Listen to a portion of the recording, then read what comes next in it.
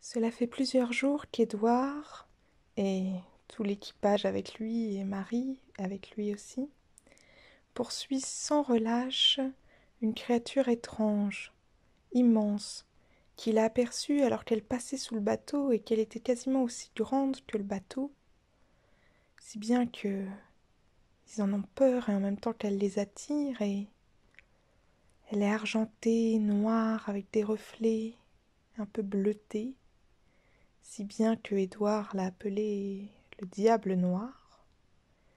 Sa forme triangulaire lui rappelle une raie, mais une raie aussi grande, personne n'arrive à y croire et Édouard est comme fou d'impatience, d'excitation, d'avidité pour cette créature. Il la veut, il veut la trouver, il est certain qu'il n'a pas rêvé et il entraîne tout l'équipage dans sa soif de découverte. Et ça fait 2 jours qu'il vogue inlassablement, tournant dans tous les sens. Parfois elle apparaît, parfois elle disparaît. On dirait qu'elle joue à cache-cache avec eux. Et ça fait 2 jours que Marie est secouée par des contractions, des tremblements. Son ventre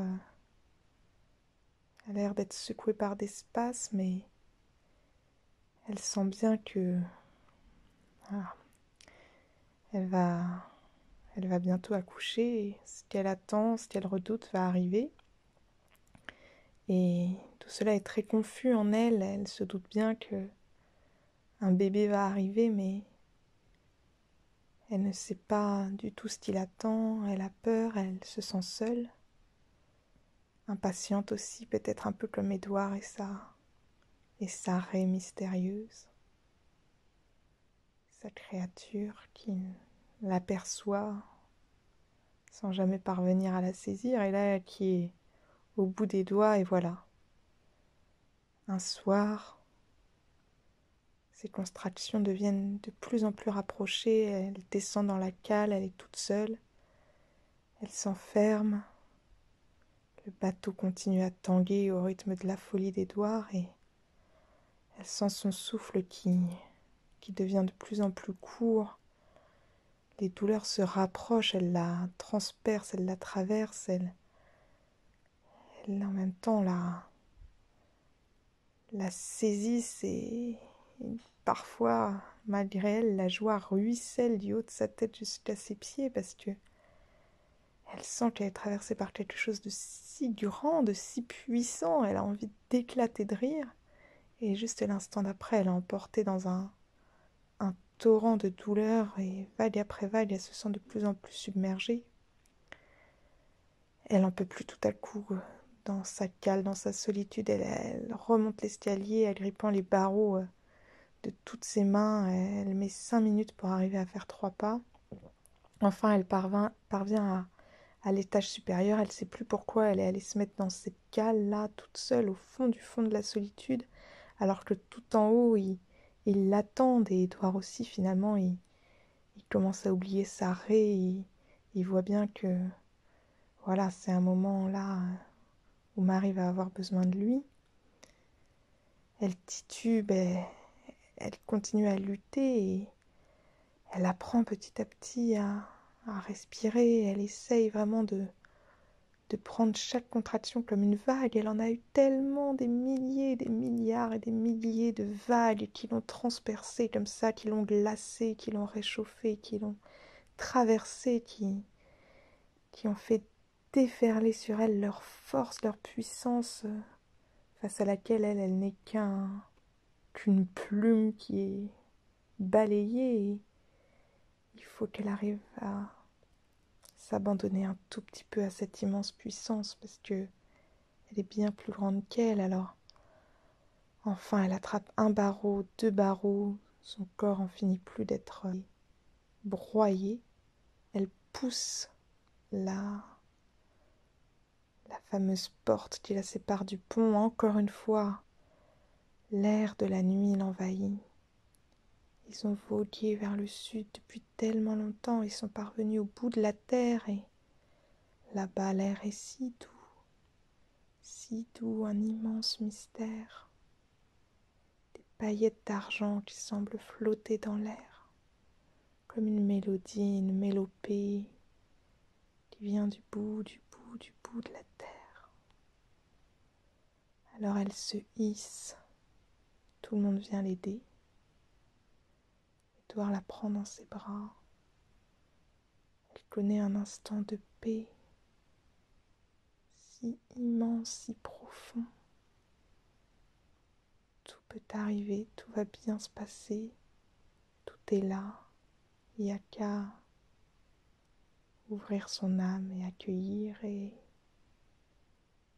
son corps est traversé par une immense poussée d'une joie qui va juste au ciel et qui redescend sur elle à toute vitesse, qui emporte tout, qui emporte son passé, qui emporte la pension, les livres, l'évangile, qui emporte tous les souvenirs, les cris, les joies, l'amour d'Édouard, la robe de mariée, les 3 coffres, les vagues par milliers.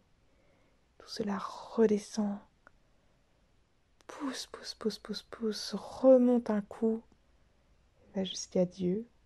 La paix de Dieu redescend sur elle, l'enveloppe, traverse tout son corps et le bébé arrive dans ses mains. Dans les mains d'Édouard, dans les mains de tout l'équipage qui forme un petit aéropage devant elle. Il est là, tout glissant, gluant, petite chose perdue dans le noir de la nuit. Elle l'attrape, elle le colle contre son sein nu, contre sa peau inondée de sueur. Les étoiles continuent leur scintillement plurimillénaire. Tout le monde est là sur ce bateau, où elle est en train, vraiment cette fois, de devenir mère. Elle sent son petit bébé tout gluant qui glisse sur elle et qui s'accroche et qui tend ses tout petits poings pour refermer ses doigts sur sa peau, qui cherche déjà son sein comme un tout petit animal, les yeux encore clos. La cape d'Édouard les enveloppe. Du bout de sa main, il essuie son front, il caresse ses cheveux. Il l'embrasse et lui dit qu'il l'aime. Il se penche sur son bébé, c'est une petite fille. Les marins se sont un peu reculés, très impressionnés. Chacun remercie la vie de leur avoir apporté un bébé comme ça. Et une immense ombre passe sous le bateau, écartant ses ailes, suspendant le temps, scintillant, puissante et les entraînant vers le mystère au milieu de la nuit. C'est l'immense Raimanta qui trace son sillage et qui les emmène vers un inconnu qui ressemble au paradis.